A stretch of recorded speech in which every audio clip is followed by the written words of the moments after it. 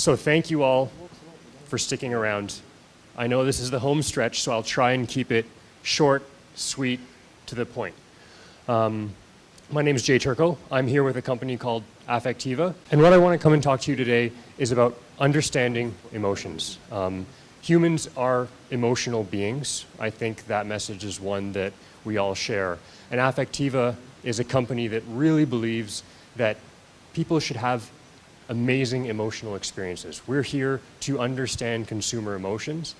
And luckily, I believe that brands also feel that message, that emotions are important. You look at recently at the Olympics, the slew of advertising you see around sentimental ads. You know, I bombarded my wife with video after video of all these great ads that I saw coming from the Olympics. I'm sure she's absolutely sick of it. And how Affectiva is going to give consumer, or how Affectiva approaches this problem of understanding consumer emotions is by measuring it. Now, how Affectiva measures emotions is through a technique called facial coding. You can categorize Affectiva as a neuromarketing method. Other methods you see there, things like EEG, fMRI, big sensors to really try and understand what's going on inside the brain. Affectiva measures emotions through the same signal that you and I do by looking at the face. We'd heard mentioned earlier, people keep calling back to research being non-personal. It's not the same as face-to-face. And it's because the face is actually a great window into your emotions. You can see here, great examples of just the Summer Olympics. The ability for the face to convey emotions, different levels of emotions, different intensity of emotions. That's what Affectiva focuses on. We create technology that looks at the face and codifies that in automated fashion. How we do it is through probably one of the most common sensors that's readily available around, the camera. Those are standard with laptops, desktops, and now more and more we start seeing them on mobile devices, the front-facing camera on the iPad, the smartphone. Effectively, wherever you have a camera, you can get a read on people's emotions through their facial expressions. So rather than me go into the big details of, how does this work? It tracks the face, it looks at the landmarks, it analyzes the pixels. I just really want to show you a video of what this technology is able to do, the quantified emotion. What we have here is a group of individuals. They could have been in their home, on their device, inside a lab, but a group of individuals watching a single video.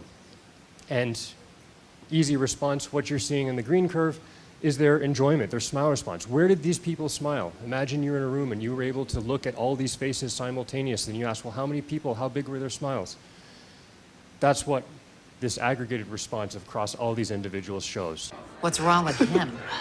He thinks you're naked. My shell is brown. It just looks like my milk chocolate is showing. Only a fool would think I'd actually show up naked. So it's that kind of party. Hit it! I'm sexy and I know it. Aye. Look at that body. Look at that body. Look at that body. I work out. Wiggle, wiggle, wiggle, wiggle, wiggle. For me up on stage, looking out in the audience, I was watching people's faces. And, Guy, you're giggling over in the corner there. And what that really does is that signal is not some kind of signal that can't be understood. What that was really just where were people smiling? Where were these individuals actually reacting, having emotional engagement to this ad? Obviously, humor was used intentionally there to build emotional engagement. And there's a reason for that. Emotions do lead to advertising success. We've done, with that technology, we've been asked the question, why should people care about this emotional data? What is it telling me? I get that it measures emotions. I get that people smiled. Why should I care? So Affectiva has actually worked with a large number of partners to try and get at the meta why. What is this telling us? We've had researchers at the Harvard Business School look at the trade-off between enjoyment of an ad and abandonment. If they skip, if they're given the choice to skip, where do they jump out? And what's the trade-off between that and branding? in terms of tying it back to recall. We think back earlier, and Desmond, thank you for bringing up sex. It's been called upon by every single presenter afterwards, and I'm sure when you think back to that panel, you're going to remember that moment, because there it's when the room reacted, and it sticks in your mind because it was engaging.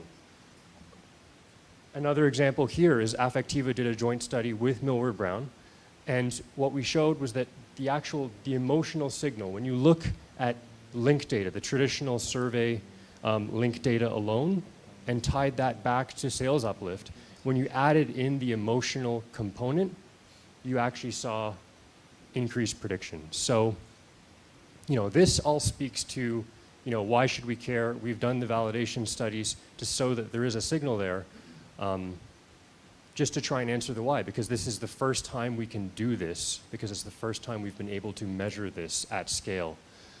To speak more about how this is used on a day-to-day basis, with the field teams by Millward Brown, we've got Pankaj here. Yeah, thanks, Jet. I have this. Okay, so this is an aggregate level sort of validation where we saw how emotional response and being able to measure that actually helps us predict sales better over and above our traditional copy testing measurement. But while this is one thing to see at an overall level, where we found the maximum use of being able to understand how emotions play a role in communication is on a day-to-day basis with our studies that we have done with facial coding. This is an example, a slightly complicated chart, but this is an example of the kind of outcome that we get once we collect data using the facial coding that we do with Affectiva software. It is presented and it is pulled together in a very interactive and easy to understand dashboard. The benefit which we really are able to derive out of this is to be able to link the emotional data at an individual level with the survey data that we collect from our ad pre-testing measurement.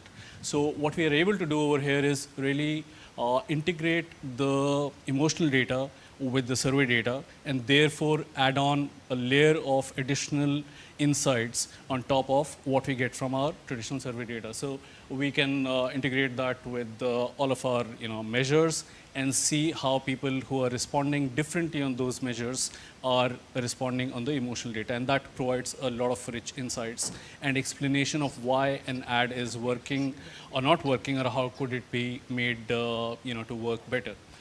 Just as one example of that amongst the hundreds that we have is this particular case for Unilever, which we had in terms of testing a clinic shampoo, clear shampoo in Indonesia. And what we saw from the emotional data over here was that there was a very sort of positive response to the first half of the ad. But the second half, really, the emotions sort of became quite muted.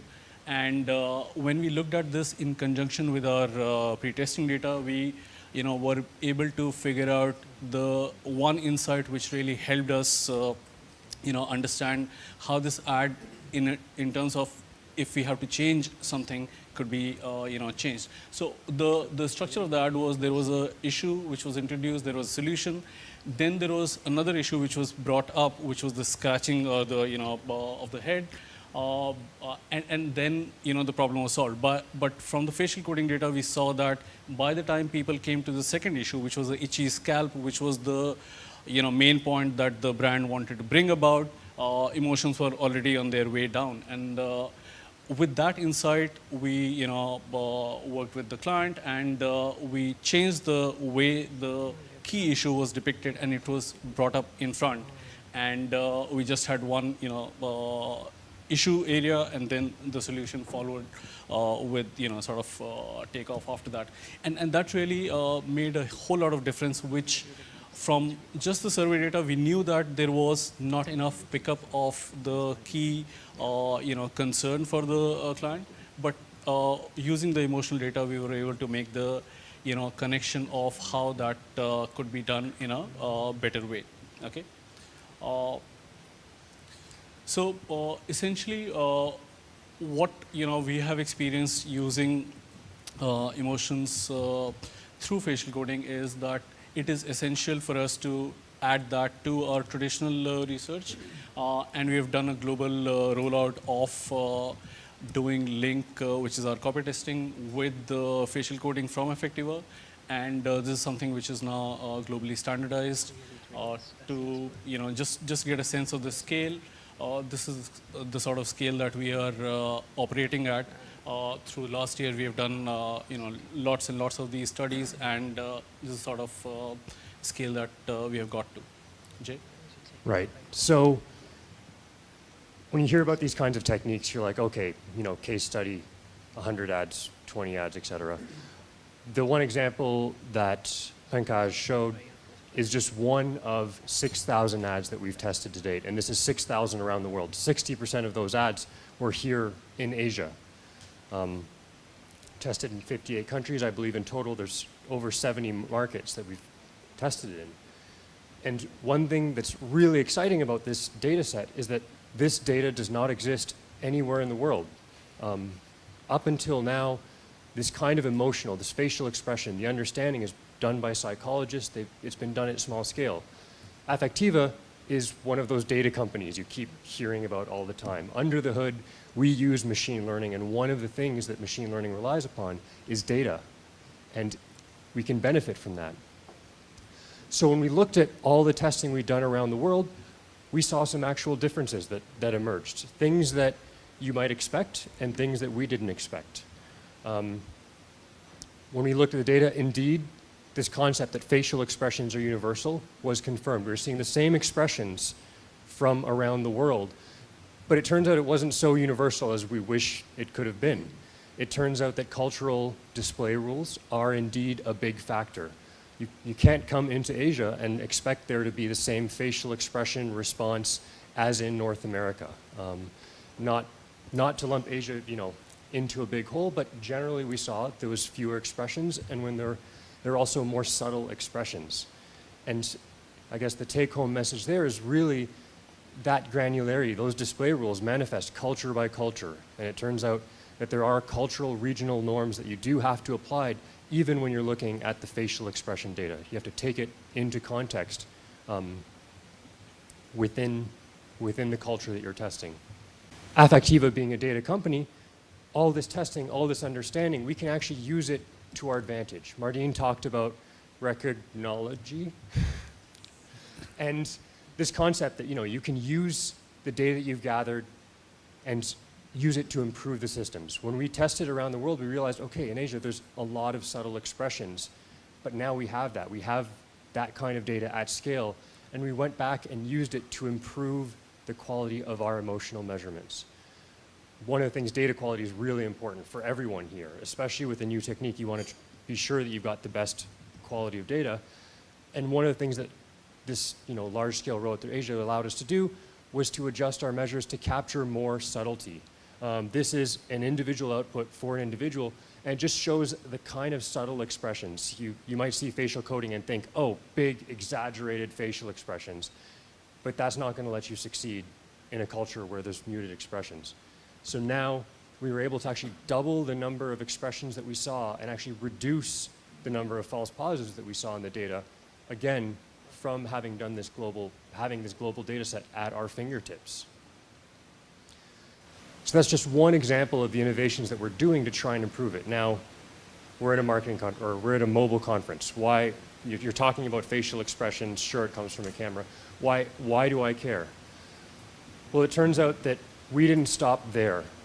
What we've been working on in the past 6 months is actually taking our solution, which is predominantly up until now based in the cloud, which includes mobile data collection. I believe there was a project that we did with Lumi that was presented right here at MRMW around mobile data collection using just cheap Nokia phones with a front-facing camera. But Affectiva, wanting to put this into the hands of everybody. Again, we want people to have great emotional experiences. Part of that is making that emotional context aware, has used the past 6 months, and we've developed a mobile SDK. Now what this is something that has the same emotional technology running on the device. So it's not communicating with the cloud. It is running there on the device it's available in real time, and it's really meant to make devices emotional aware. For me, I think this offers an exciting opportunity. I actually have the demo on the iPad here, but unfortunately we couldn't get it sorted out to project on the screen. So when this is all said and done, come up and try it out for yourself. Again, it's running right on the device in the palm of your hand. And what's exciting for me is really, now that we can do this, sure, you can think more traditionally, we can collect video on mobile devices, but also with the SDK, you have access to this emotional data. We do it on iOS. We've just finished the data collection validation for Android, and that's going to be coming out in a month. And so really, it's where can this data source feed into? If you had access to this emotional information about your consumers, what would you do with it? Would you just do traditional copy testing on mobile devices? Sure. Maybe you could look at the difference between consumption of video on mobile versus online. Maybe you can look at the impact of having dual screens. Really, I'm here to say that Affectiva is ready. We're actually running on mobile devices, and really the challenge is to put out to you, what can we do with this technology? Because I think it's a really, really exciting time to be able to have this kind of data that a few years ago didn't exist anywhere, and now it's actually available in the palm of your hand. So for me, it's an extremely exciting time for doing this kind of research. It's emotional data that didn't exist before, and it's here now. Thank you. Just wondering, beyond facial recognitions, is there any plan to sort of do a similar one for body language? So we initially started looking predominantly at the face. We're always exploring what other cues are there. Obviously, the immediate focus at the start was going for what expressions we knew or research had shown would be culturally universal. What we're actually finding is that in some cases, there's actually body language cues that we could pick up on. And I think that's one area that we are actively looking at, because there's more that goes into that face-to-face interaction than just the box that's inside the face. There's gestures you do. So definitely there's both body language as well as audio cues that can be used to roll into what you can capture from a video of a consumer, of a participant. This is facial coding for capturing emotions that people are feeling when they are watching something, or Something called magnitude estimation, which is used in looking at scales, so that each of the people sitting around our table might have a different way in which to rate something. So my rating of 7 may be equal to somebody else's rating of 9. And that happens in one culture, and probably has even more significance when you move across cultures. Have you done any of that background normalization behind the fact that one person's subtle smile might be equal to another person's deep smile? Is person A's expression equivalent to person B's expression? Right. So right now we haven't actually looked at the influence of that at scale. We've been focusing on first, I guess, going out and drilling back in. So by going out, I mean looking at global shifts, the bigger shifts across people.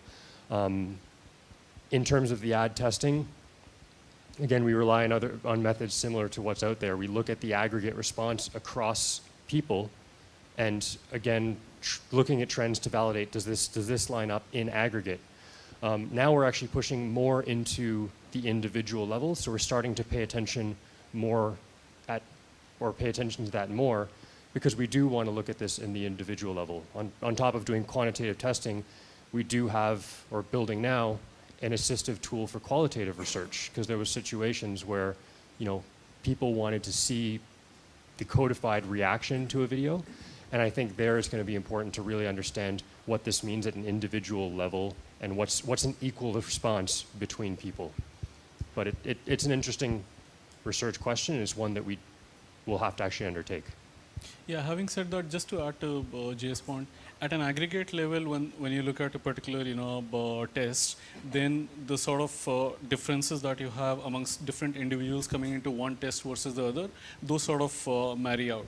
So you may have within the 100 or 200 people that you meet for a particular test, sort of variation within people. Somebody might be, more gregarious versus somebody is more subdued. But that, sort of aggregation is by and large consistent within a culture. So what Jay mentioned about sensitivity across cultures, that exists. So, somebody in the, generally in the West, you will find far, sharper responses versus in Asian markets, you have more subdued responses. So that at an aggregate level is the cultural, sort of difference. But within studies, to your point, within a specific culture, we have similarities in terms of the ranges that we get.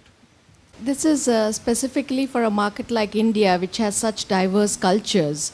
And I know for a fact that perhaps for your norms, you do have separate norms for different cultures. So how does this marry, and has there a study been done to see whether this is actually different between different regions of India? In terms of studies done across different markets, so like for Link, we have different norms in terms of typical ranges in which people respond in the north versus the south. So now we have also got facial coding responses at an aggregate level for norms between these different markets. So I don't feel petrified when I see a relatively diminished response in a south, because generally that's the way the market reacts. So that context exists. Yeah. And across different markets we've seen, like to your point, ranges of responses in the bands in which people operate, even within a market like India, where you have two different regions. And to speak to, I guess the broader point is, where do these regions come into play? Where do we actually see differences? That's part of a learning process we have with our partners, because frankly, up until this point, this data didn't exist. In traditional facial coding, if you're going to get a human coder to do this, it's usually $100 per minute of video to do the full spectrum codifying of what's occurring on the face. We obviously access a subset of that, the subset that we've observed in market research. But we rely on the quantity of data to really try and drive this kind of understanding, because right now the understanding from the pure psychological research world is still really limited in scope. And for us, it's a big data problem. Look at connecting how the panelist or the person that you're obviously taking the picture of, how they're feeling at the time. Like I'm thinking on a happy scale, how do you feel today before that image is captured? Because you feel very different to a Monday morning versus a Friday afternoon, that sort of thing. So do you just kind of make that sort of connection when you're also taking this type of image? There is a certain element of taking into context what they look like during the course of the ad. In that, if they're there and they're just miserable, like there's signs on the face that they're miserable the whole time, but they're not reacting to it in any way, shape, or form, that's actually just treated as their baseline. And I think looking at that kind of contextual information, both in terms of how are they feeling broadly that day, but also looking at, well, does the context in which the ad's playing make a difference, can be really interesting. When you just test an ad in isolation versus, we've done studies where you test it inside the pod. Look at the difference between an ad in isolation versus an ad inside a clutter versus an ad inside actual content. I think that's all extremely interesting. But to your immediate question on do we immediately factor in? We do, but we do by looking at the expression that's on their face during the course of what we observe. So somebody's starting point may be because they've come out of a happy situation, they may start at a happy, starting point, but it's really the change that occurs when they're watching the stimulus, which is what the raw data is we look at. Somebody might be grumpy to start with, and something might evoke something positive, and that's a move up. So